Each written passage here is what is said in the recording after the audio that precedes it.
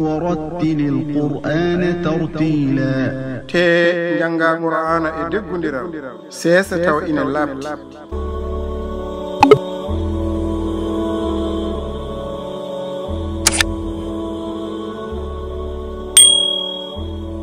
واذكر في الكتاب مريم إذ انتبذت من أهلها مكانا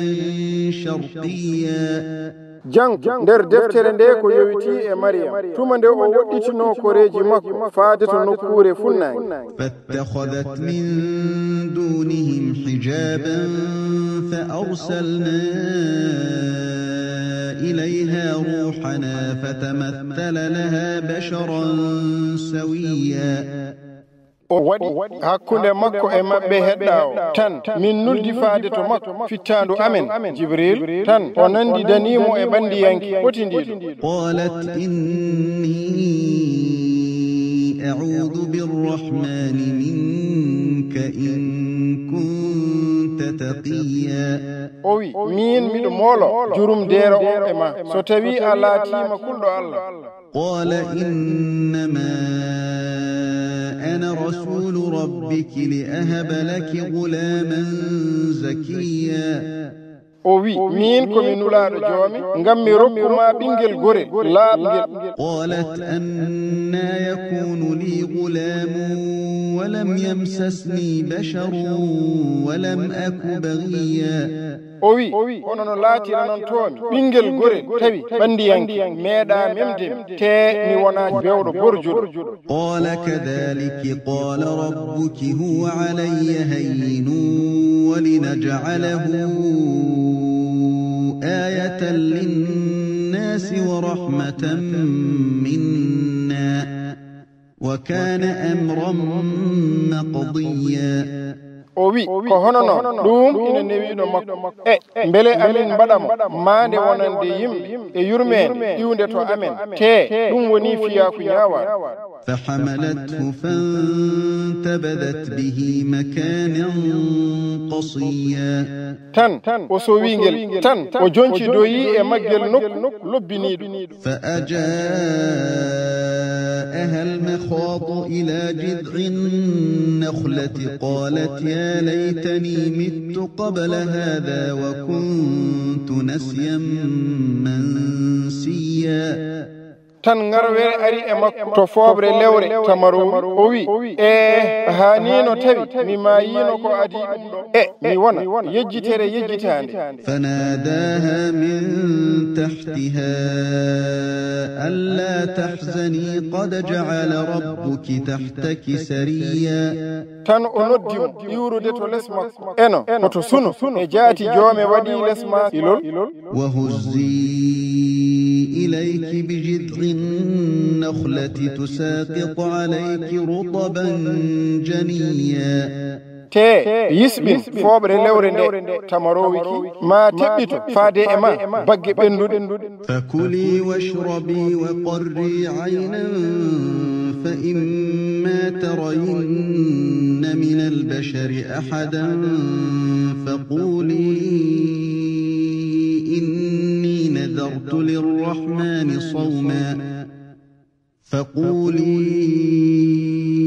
إني نذرت للرحمن صوما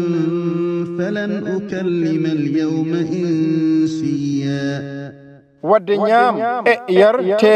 ɗum yitere kala ko jiiɗa goɗɗum e bandiyankoɓe tan wi min komi gattan wonande jurum deero o deƴƴere mi jogorani haaldude hande e neɗɗanki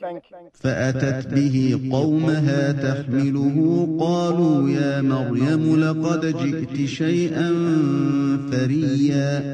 tan o addi ngel tokoreji makko o tambingel ɓe mbi e Maryam e jaaki a addi hunde dogatende ya ukhta haruna ma kana abuki imra'a saw'in wa ma kanat ummuki baghiya e bandum debbo haruna bamma de wonano neɗɗo bonɗo tene yumma wonano bewɗo borjuɗo فأشارت إليه قالوا كيف نكلم من كان في المهد صبيا tan o joopi faade e maggel ɓe mbi hono nomin kaldirta e tigguyel ngeel gongel e cengalal ina woni tigguyel qala inni abdullahi atani alkitaba wa ja'alani nabiyya o wi min komi jiyaɗo Allah o totti kam deftere nde te o waɗi kam kumpitowo annabi wa ja'alani mubarakan aynama kuntu wa awsani bis salati waz zakati ma dumtu hayya o waɗi kam ɓurnaɗo barkinaɗo kala to gonmi te o waggini kam e juulgol e askugol ɗon ɗo miɗo lutti wurde wa barran bi walidati wa lam yaj'alni jabbaran shaqiyya e ɗiggande jinnaɗo am debbo te o waɗani mi dundariyanke malkisaɗo wassalamu alayya yawma wulidtu wa yawma amutu wa yawma ub'athu hayya yo kisal woni am gila ñande jibinami e ñande mayatmi e ñande ummitintemi miɗo wurta dhalika isa ibnu maryama qawla alhaqqi alladhi fihi yamtarun ko on woni isa ɓi maryam konngol gonga ngol aɓe cikkito e mum ma kana lillahi an yattakhidha min waladin subhanahu إذا قضى أمرا فإنما يقول له كن فيكون hana nani Allah nde jogitto ɓiɗɗo senade wodanimo so tawi o ñaawi fiya tigine o wiyata ɗum ko won tan wona wa inna allaha rabbi wa rabbukum fa'buduhu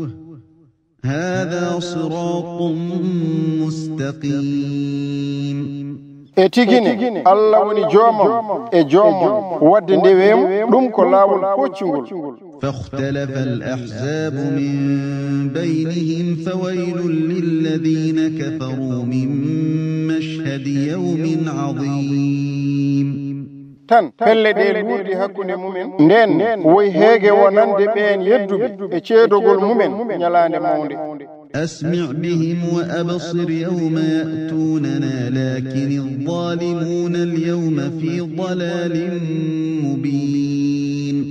hono no ɓe nanirta e no ɓe jiyirta ñande ɓe garata to amen kono tan toñooɓe ɓe hande gonata ko nder majjere laaɓtunde wa anzirhum yawma alhasrati id qudiya al-amru wa hum fi ghaflatin wa hum la yu'minun te jeerti ñande borjere nde tumande fiyaku ngu ñaawate te kamɓe aɓe ngoni e welsindaare e kamɓe ɓe gongdinta inna nahnu narithu al-ardha wa man 'alayha wa ilayna yurja'un minen ngoni rontoɓe leydi ndi e ko woni dow mayri te ko faade to amen ɓe duttitto